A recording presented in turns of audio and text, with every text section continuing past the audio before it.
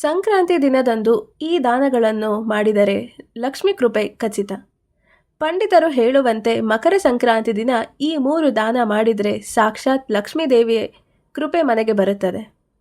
ಮಕರ ಸಂಕ್ರಾಂತಿ 2026 ಈ ದಾನ ಮಾಡಿದರೆ ಅಪಾರ ಭಾಗ್ಯ ಲಭ್ಯ. ಮಕರ ಸಂಕ್ರಾಂತಿ ಸೂರ್ಯದೇವನಿಗೆ ಸಮರ್ಪಿತವಾದ ಅತ್ಯಂತ ಮಂಗಳಕರ ಹಬ್ಬ. ಈ ದಿನ ಸೂರ್ಯನು ಮಕರ ರಾಶಿಗೆ ಪ್ರವೇಶಿಸುವುದರಿಂದ ಇದನ್ನು ಮಕರ ಸಂಕ್ರಾಂತಿ ಎಂದು ಕರೆಯುತ್ತಾರೆ. ಈ ವರ್ಷ ಮಕರ ಸಂಕ್ರಾಂತಿಯನ್ನು ಜನವರಿ 15 ಗುರುವಾರ ಆಚರಿಸಲಾಗುತ್ತದೆ. ಹಿಂದೂ ಶಾಸ್ತ್ರಗಳ ಪ್ರಕಾರ ಈ ದಿನ ದಾನ ಮಾಡಿದ ಅಥವಾ ಪೂಜೆ ಮತ್ತು ಪುಣ್ಯ ಕಾರ್ಯಕ್ರಮಗಳು ದಾರಿದ್ರ್ಯ ನಿವಾರಣೆಗೆ, ಗ್ರಹ ಶಾಂತಿ ಮತ್ತು ಧನಾಗಮನಕ್ಕೆ ಕಾರಣವಾಗುತ್ತದೆ.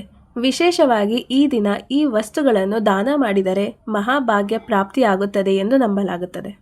ಮೊದಲನೇದಾಗಿ ದೀಪದಾನ.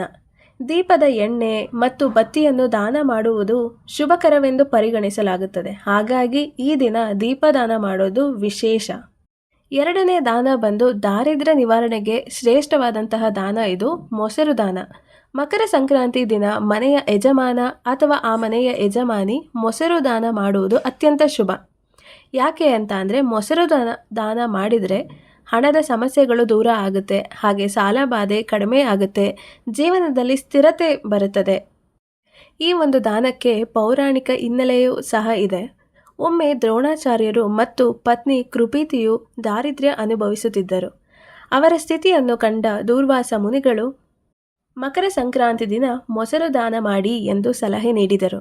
ಅದರಂತೆ ಮಾಡಿದ ನಂತರ ಅವರ ಜೀವನದಲ್ಲಿ ಸಂಪತ್ತು ಮತ್ತು ಶಾಂತಿ ನೆಲೆಸಿತು. ಹಾಗಾಗಿ ಮಕರ ಸಂಕ್ರಾಂತಿ ದಿನದಂದು ಮೊಸರು ದಾನ ಮಾಡಿದರೆ ದಾರಿದ್ರ್ಯ ನಿವಾರಣೆ ಆಗುತ್ತೆ. ಮೂರನೇ ದಾನ ಏನು ಅಂದರೆ ಕೂಷ್ಮಾಂಡ ಅಥವಾ ಕುಂಬಳಕಾಯಿ ದಾನ. ಇದು ಯಾರಿಗಾದರೂ ಭೂಮಿಗೆ ಸಂಬಂಧಿಸಿದ ಸಮಸ್ಯೆಗಳಿದ್ದರೆ ಅದಕ್ಕೆ ಪರಿಹಾರ ನೀಡುತ್ತೆ. ಮಕರ ಸಂಕ್ರಾಂತಿ ದಿನ ಒಂದು ಸಂಪೂರ್ಣ ಕುಂಬಳಕಾಯಿಯನ್ನು ದಾನ ಮಾಡುವುದು ಅತ್ಯಂತ ಫಲಪ್ರದ. ಯಾಕೆ ಕುಂಬಳಕಾಯಿ ಅಂತ ಕೇಳಬಹುದು. ಕುಂಬಳಕಾಯಿ ಅಂತ ಅಂದರೆ ಬ್ರಹ್ಮಾಂಡದ ಸಂಕೇತ. ಇದು ಭೂಮಿ, ಮನೆ, ಆಸ್ತಿ ಸಂಬಂಧಿತ ಸಮಸ್ಯೆಗಳನ್ನು ನಿವಾರಣೆ ಮಾಡುತ್ತೆ. ದಾನದ ವಿಧಿ ಹೇಗೆ ಅಂದರೆ ಪಂಡಿತರಿಗೆ, ಬ್ರಾಹ್ಮಣರಿಗೆ ಅಥವಾ ಅಗತ್ಯವಿರುವವರಿಗೆ ನಿಮ್ಮ ಸಾಮರ್ಥ್ಯಕ್ಕೆ ತಕ್ಕಂತೆ ದಕ್ಷಿಣೆಯೊಂದಿಗೆ ಈ ಒಂದು ದಾನನ ನೀಡಬೇಕಾಗುತ್ತೆ. ಅಂದರೆ ಕೂಷ್ಮಾಂಡ ಅಥವಾ ಕುಂಬಳಕಾಯಿ ದಾನನ ನೀಡಬೇಕಾಗುತ್ತೆ. ಇದರಿಂದ ನಮಗೆ ಯಾವ ಫಲ ಸಿಗುತ್ತೆ ಅಂದರೆ ಮನೆ ಕಟ್ಟುವ ಕನಸು ಈಡೇರುತ್ತೆ, ಹಾಗೆ ಜಮೀನು ಅಥವಾ ಆಸ್ತಿ ತೊಂದರೆಗಳು ನಿವಾರಣೆ ಆಗುತ್ತೆ ಮತ್ತು ಜೀವನದಲ್ಲಿ ಸ್ಥಿರತೆ ಸಿಗುತ್ತೆ.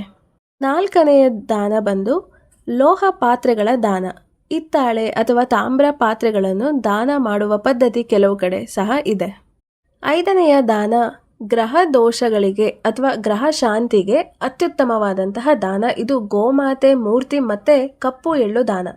ಮಕರ ಸಂಕ್ರಾಂತಿ ದಿನ ಗೋಮಾತೆಯ ಚಿಕ್ಕ ವಿಗ್ರಹ ಮತ್ತು ಕಪ್ಪು ಎಳ್ಳು ದಾನ ಮಾಡಿದರೆ ಗ್ರಹ ದೋಷಗಳು, ವಿಶೇಷವಾಗಿ ಶನಿ ಸಂಬಂಧಿತ ದೋಷಗಳು ಅಥವಾ ಸಮಸ್ಯೆಗಳು ದೂರವಾಗುತ್ತೆ. ಹೇಗೆ ದಾನ ಮಾಡಬೇಕು ಅಂತ ಅಂದರೆ ಒಂದು ಚಿಕ್ಕ ಗೋವಿನ ಮೂರ್ತಿನ ತಗೋಬೇಕು, ಹಾಗೆ ಸುಮಾರು 1 kg ಕಪ್ಪು ಎಳ್ಳನ್ನ ಸಹ ತಗೊಬೇಕು. ಈ ಎರಡನ್ನು ಪ್ರದೋಷ ಕಾಲದಲ್ಲಿ ಶಿವಾಲಯದಲ್ಲಿ ದಾನ ಮಾಡುವುದು ಉತ್ತಮ.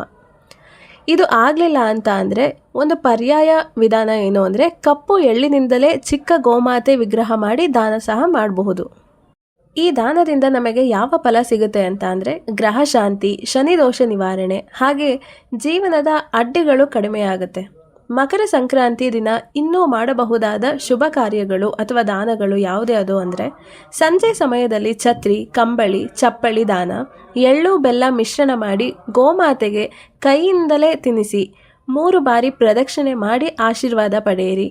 ಗೋಮಾತೆಯ ಪಾದದ ಧೂಳನ್ನು ಕೆಂಪು ಅಥವಾ ಬಿಳಿ ಬಟ್ಟೆಯಲ್ಲಿ ಕಟ್ಟಿ ದೇವರ ಕೋಣೆಯಲ್ಲಿ ಇಟ್ಟು ಪ್ರತಿದಿನ ಪೂಜಿಸಿ. ಹೀಗೆ ಮಾಡೋದ್ರಿಂದ ಮನೆಯಲ್ಲಿ ಧನಾಗಮನವಾಗುತ್ತೆ ಮತ್ತು ಲಕ್ಷ್ಮೀ ದೇವಿಯ ಅನುಗ್ರಹ ಸದಾ ಇರುತ್ತೆ. ಈ ದಿನ ದಾನ ಮಾಡಿ ದೇವರ ಅನುಗ್ರಹವನ್ನು ಅನುಭವಿಸಿ. ಈ ಸಂಕ್ರಾಂತಿ ನಿಮ್ಮ ಮನೆಗೆ ಧನ, ಶಾಂತಿ ಮತ್ತು ಭಾಗ್ಯ ತರಲಿ. ಈ ಮಾಹಿತಿ ನಿಮಗೆ ಉಪಯೋಗ ಅನಿಸಿದರೆ ನಿಮ್ಮವರಿಗೂ ಶೇರ್ ಮಾಡಿ. ಇಂಥ ಆಧ್ಯಾತ್ಮಿಕ ಮಾಹಿತಿ ಬೇಕಾದರೆ ಚಾನೆಲ್ನ ಸಬ್ಸ್ಕ್ರೈಬ್ ಮಾಡಿ. ಧನ್ಯವಾದಗಳು.